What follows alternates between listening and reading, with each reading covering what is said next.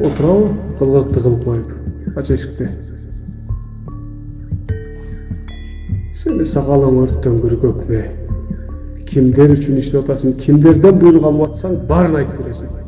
Мен буйрукту Аллахтан алам, жана Аллах жолунда жихад кылам. Мусулмандарды барымтага алып, алардан акча талап кылып, аларды тирүүдөй көмүп, аларды өлтүрүп жихад кыласыңбы?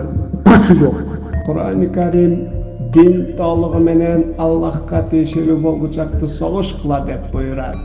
Hazreti Muhammed sallallahu aleyhi ve sellem Allah'ın düşmanları menen ömrünün ayağına çeyin soğuştu.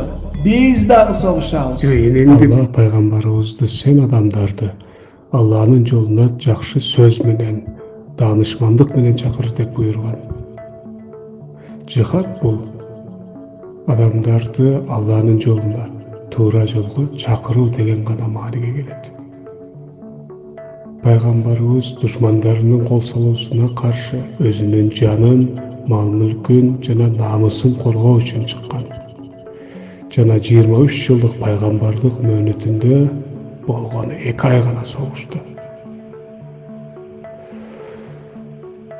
Аллах күнөөлөрүбүздү кечирсин.